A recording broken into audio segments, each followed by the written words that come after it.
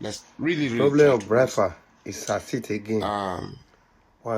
We kept thinking For to think. starters, Which way Nigeria? I am not doing anything to whip up People are agitating for Biafra sentiments. Neither am I are doing not anything much in number.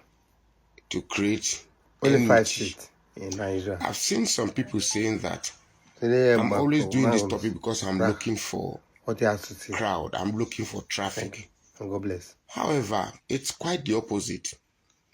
Ever since I've talked about these issues, I've lost a lot of followers.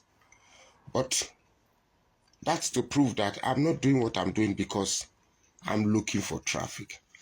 But that's because it's a free world and people are entitled to their opinion, to their choices.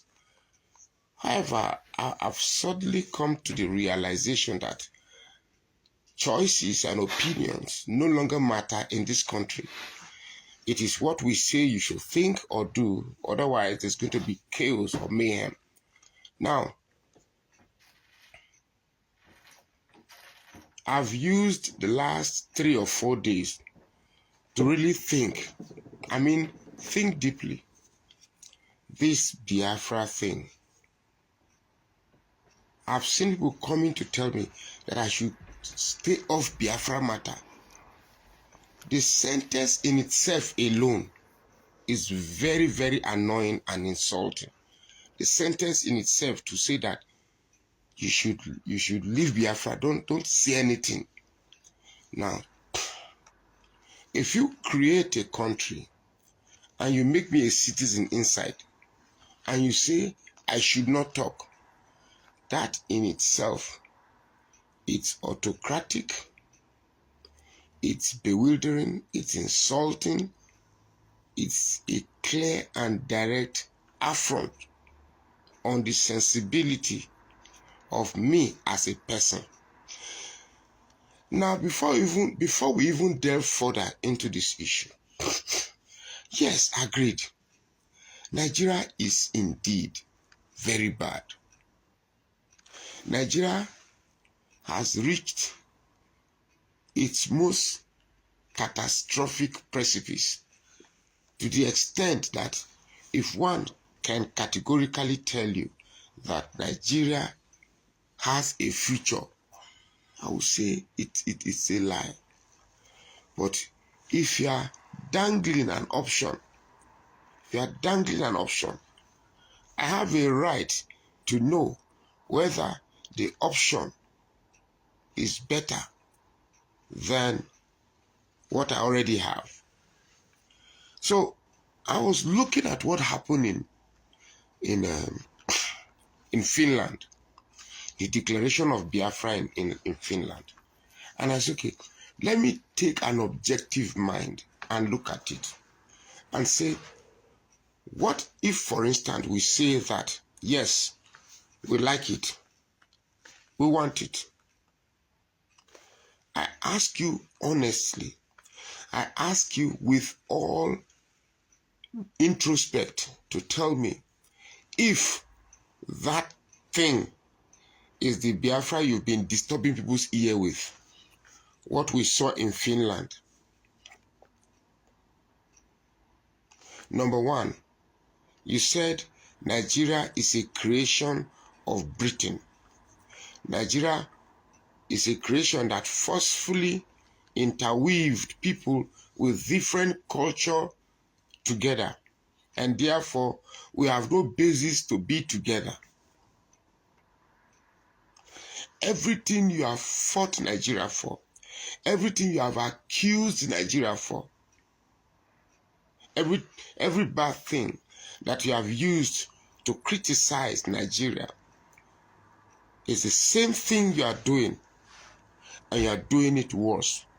My question again, should we now say it is different because it's an Igbo man that is doing it?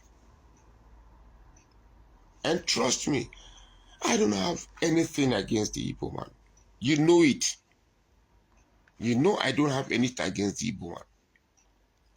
But to tell me that a group of people can just sit down and draw a map add whoever they think they want to add, write a constitution, draw a currency, appoint people. I mean, even the Fulanis didn't do their own like this. So the Fulanis did not do their own like this. Okay, let me tell you something. Like I said, let's just say for starters, we decide to accept all these things happen. What has happened in Finland. And if you're an Igbo man, what has been declared in Finland does not open your eye to the fraud associated with it. If you really, really think that this group of people are actually fighting for freedom for you, then, excuse me, then your stupidity is factory made. Your stupidity is made in Germany. This group of people have come to the understanding that it's like, for me, I grew up believing that an Igbo man is wise, clean, industrious, academic, intellectual, has a greater sense of IQ, a greater gift of IQ. But it's like the only thing that activates his mumu is Biafra. Once you mention that Biafra, he recalls the Civil War. He recalls how his forefathers were unalived and somebody came and packaged a story. Now, all these Gen Z that were giving birth to 1990, because if you realize, almost everybody that I'm seeing, even how old is Simon Ekpa? How old is he? All these Gen Z children that were giving birth to 1980, 1970, they give them a part of the story of Nigeria that sustains their anger. That's all I see. I asked somebody today, a young boy, yesterday, sorry, a young Igbo guy. I said, how old will that boy? Said, I would be around 30 something. I said,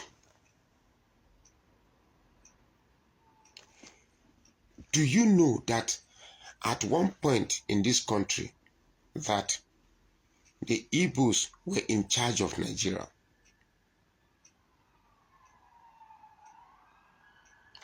Do you know that Igbos were in charge of this country? When you were in charge of this country, why didn't you turn this country to that El Dorado that you seem you want better? Because I've seen a lot of, I'm somebody who has fought for Igbos. I've fought for Igbos.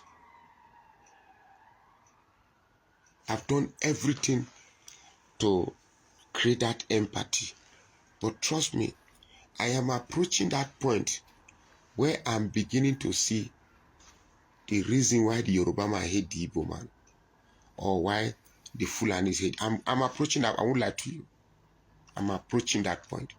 Because when I read comments, see the way you behave, I just wonder, what is going on?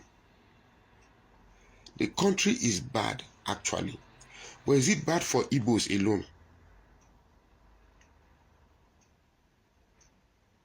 The country is bad as it is right now.